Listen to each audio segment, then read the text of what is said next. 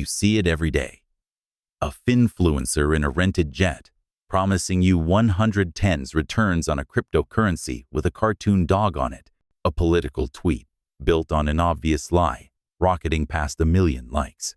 A corporate guru on a stage, speaking in pure, unfiltered buzzwords, as the audience nods with a dead-eyed seriousness. What is happening?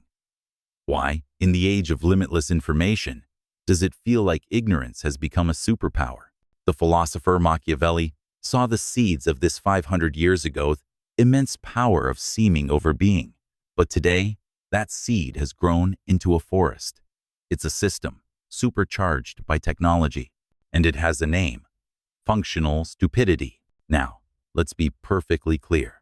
When I use that term, I'm not talking about a lack of intelligence. This has nothing to do with IQ scores. In fact, functional stupidity thrives in the smartest environments in boardrooms, in universities, in tech startups. It is the absence of reflection. It's a choice, often unconscious, to switch off your critical mind. It's a social survival mechanism that whispers, don't ask the hard questions. Don't challenge the consensus. It's safer and easier to just go along with it. Does any of this feel familiar? Have you ever sat in a meeting, knowing with every fiber of your being that the new strategy is a disaster? But you say nothing because everyone else is so enthusiastic. Have you ever found yourself passionately defending an opinion online, only to have a sudden, cold realization that you don't actually know where it came from, other than seeing it a dozen times on your feed? You are not alone. And this is not a personal failing. It is a design feature of the world we now live in. So, here's the mission for our time together. In the next 24 minutes, we are going to pull back the curtain. We will decode the psychological and neurological loopholes that make us all vulnerable to this. And most importantly, we're going to build your toolkit, your cognitive immune system, to help you reclaim your own mind. All right, let's dive into the code. To build that cognitive immune system, we first need to understand the vulnerabilities. And the first, most dangerous loophole isn't out there in the world. It's right here, in our own perception of competence.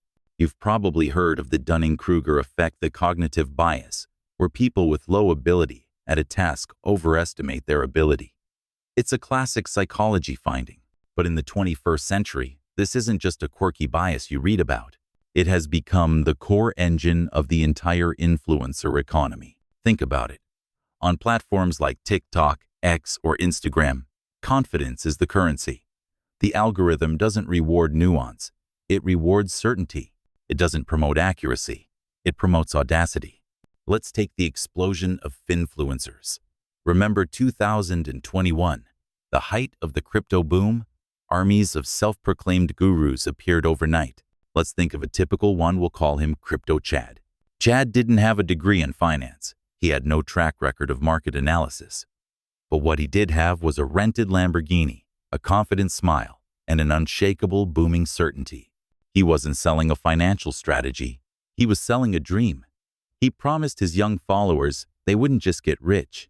They would get generational wealth by buying coins with cartoon animal names.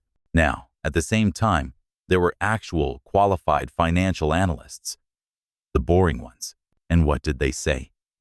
They spoke in terms of probabilities, market volatility, and potential downsides. They were hesitant. They were nuanced. They were accurate. But on a screen, the performance of expertise is often more compelling than actual expertise. Chad promised the Lambo. The analyst promised a diversified portfolio with modest returns. Guess who the algorithm and our brains preferred to listen to? But it's not just that we're drawn to misplaced confidence. It goes deeper. Our brains are physically, chemically hardwired to crave simplicity. It's a feature, not a booga survival mechanism from a simpler time that has now become a critical vulnerability in our complex world. Imagine your brain is a command center. When you encounter a truly complex, ambiguous problem like global economic policy, climate change, or geopolitical conflict, a little alarm bell goes off deep inside. That's your amygdala, the brain's fear and anxiety center, lighting up. Uncertainty feels dangerous. Ambiguity feels threatening. Your brain absolutely hates that feeling of unresolved tension.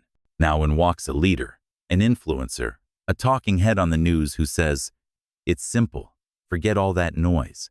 The problem is X, and the solution is Y." They cut through all the messy details, all the nuance, all the "on the other hands." And when you hear that simple, clean, decisive answer, click, your brain releases a little hit of dopamine. That's the same neurotransmitter involved in pleasure, reward, and yes, addiction. It feels good. It feels satisfying. That simple answer acts like a painkiller for the psychic headache of complex thought.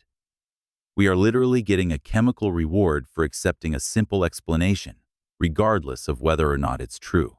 So, our brain is attracted to confidence, and it gets a chemical reward for simple answers. That's a dangerous combination.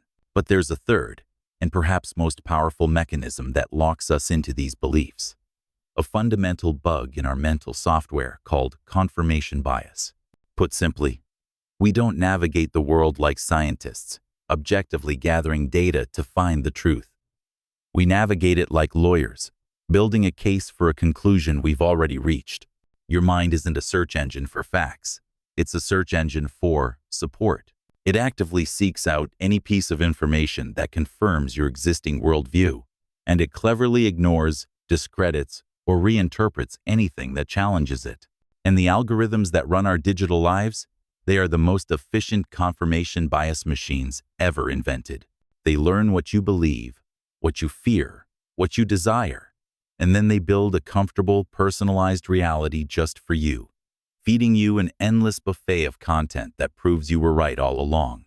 It creates a powerful, self-validating feedback loop that can be almost impossible to see when you're inside of it. And that leads me to a question I want you to genuinely ask yourself. Be honest. When was the last time you purposefully, actively sought out and read an article or watched a video from a source you knew you would profoundly disagree with? If you're struggling to answer that, you are not alone. In fact, it's becoming harder and harder to do. And there's a very specific reason why. Because the internal glitches we just talked about, our attraction to overconfidence, our chemical craving for simplicity, our powerful bias for confirmation, these ancient human vulnerabilities have now been targeted and exploited at a global scale.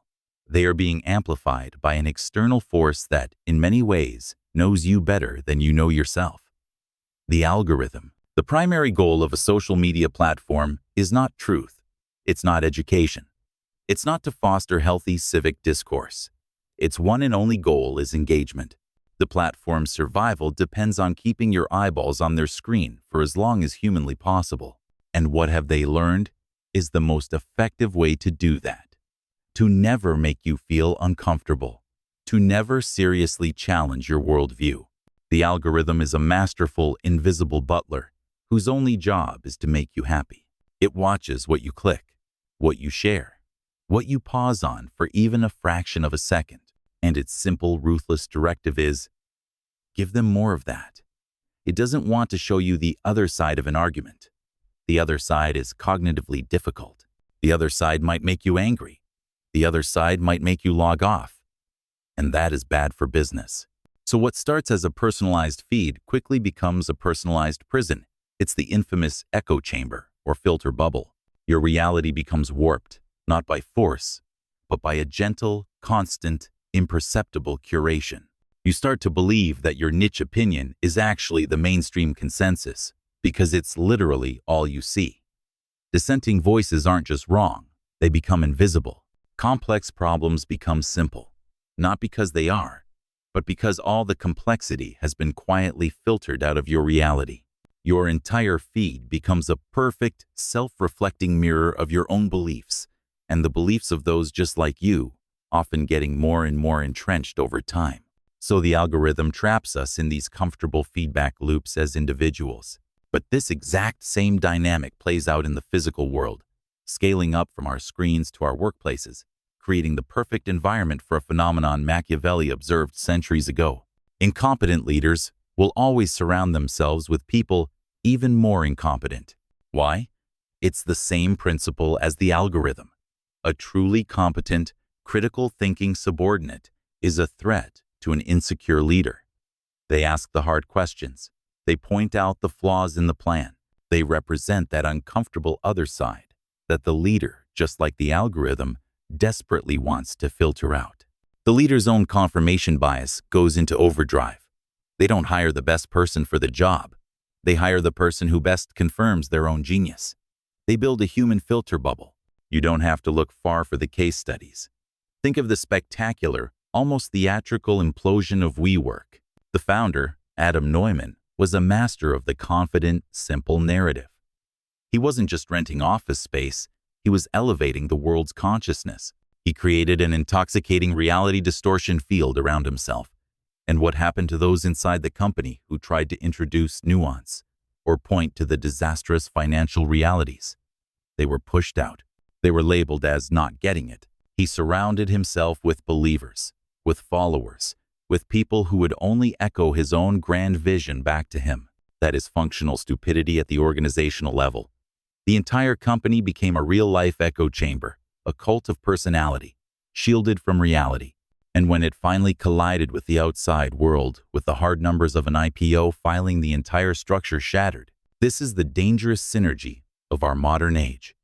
Our ancient psychological bugs being actively exploited by our modern digital and social structures. It creates a closed loop, both online and off, where bad ideas are amplified, dissent is silenced, and incompetence is mistaken for visionary leadership.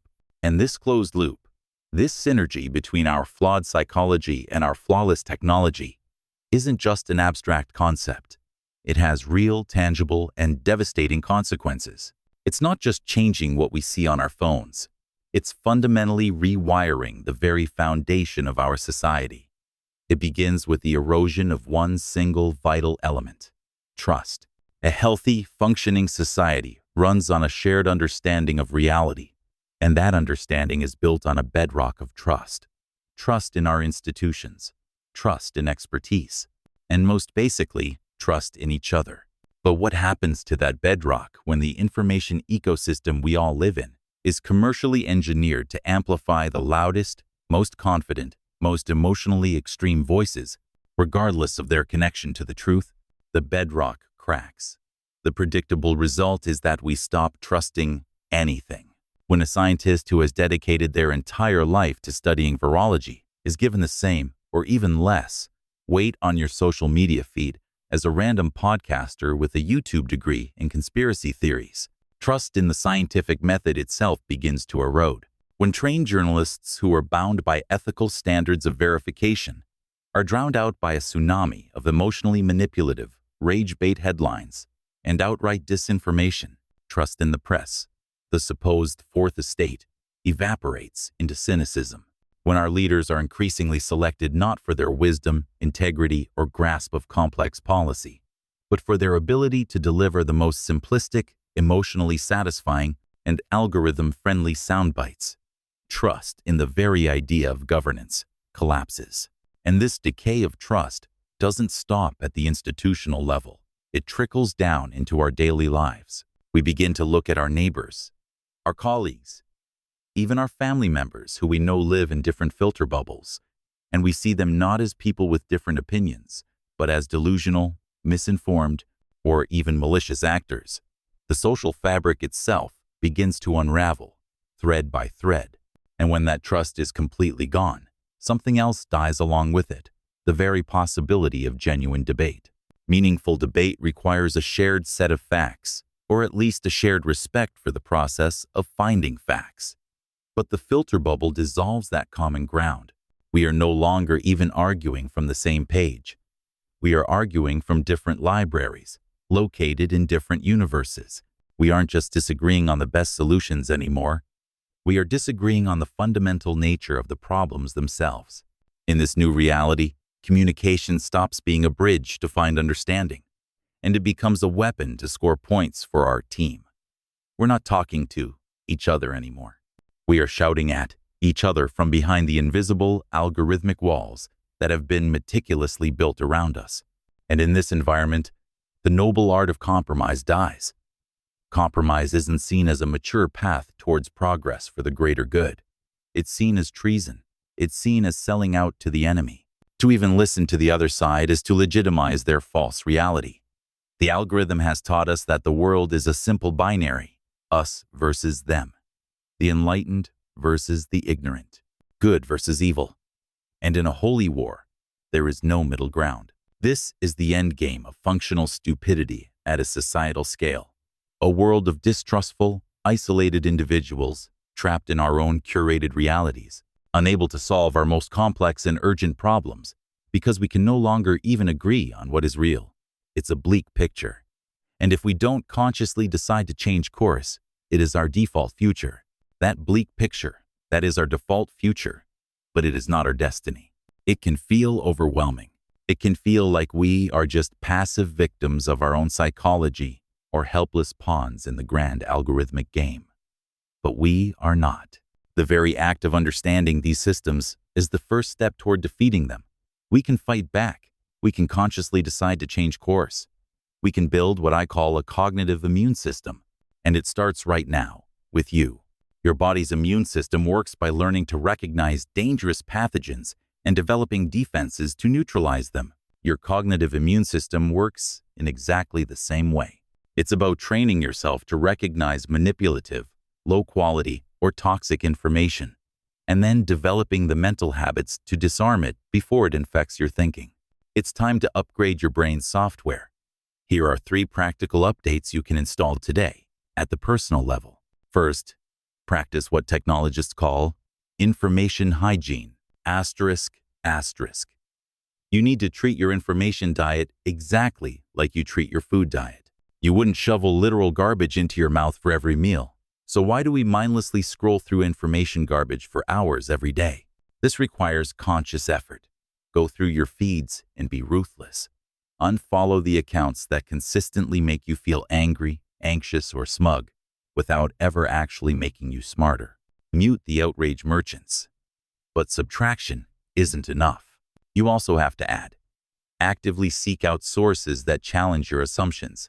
I personally use tools like allsides.com, which shows you how the very same news story is being covered by media outlets from the political left, center, and right, side by side.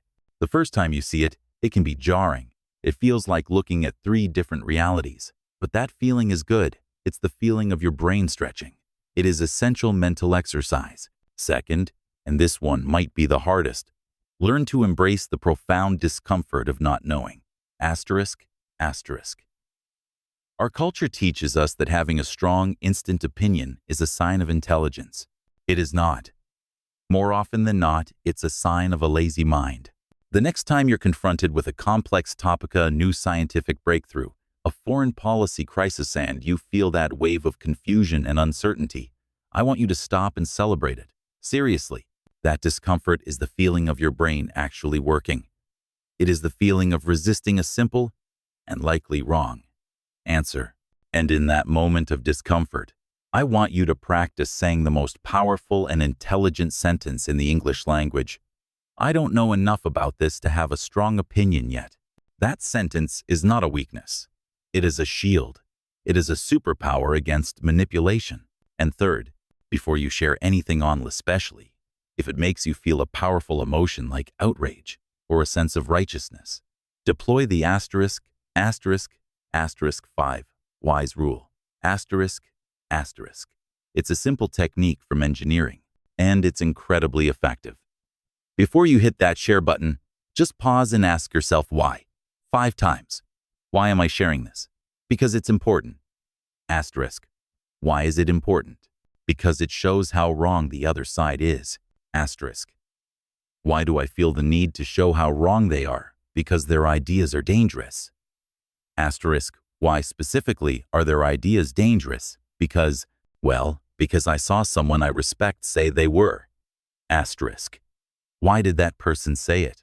By the 3rd or 4th why, you often cut through the initial cloud of emotion and either get to the core of the issue, or you realize the post is just empty, manipulative fluff. It's a 30-second pause that can prevent you from becoming an unwitting soldier in someone else's information war. But personal immunity isn't enough if the entire environment remains toxic. We can't just be healthy people in a sick society. We also have a responsibility to help build collective immunity, to consciously improve the environments we are a part of. At work or at school, be the person who creates psychological safety. Asterisk, asterisk. That means being the person who is brave enough to ask the so-called dumb question that everyone else is clearly thinking, but is too afraid to voice. It means being the leader who, when someone on your team admits they made a mistake or don't know something, publicly praises them for their honesty and courage. When you reward humility and curiosity instead of punishing it, you create an environment where functional stupidity cannot survive. You make it safe for real, critical thinking to emerge from the group. On social media, you need to understand that your engagement is a vote. Every like, every share, every comment is a direct signal to the algorithm. When you angrily tweet outrage bait, even to disagree with it, you are voting for more of it to exist. So, be intentional. When you discover a nuanced, thoughtful article or a well-researched deep dive video, give it your vote. Share it. Leave a positive comment. You are telling the algorithm, and more importantly the creators, that this is the kind of content you want more of in the world. You are actively shaping the information environment for everyone, not just for yourself. And finally, at the societal level, we need to support the real gatekeepers. Asterisk, asterisk. In a world flooded with cheap, easy, polluted information, we desperately need people and institutions whose professional purpose is to find the signal in the noise.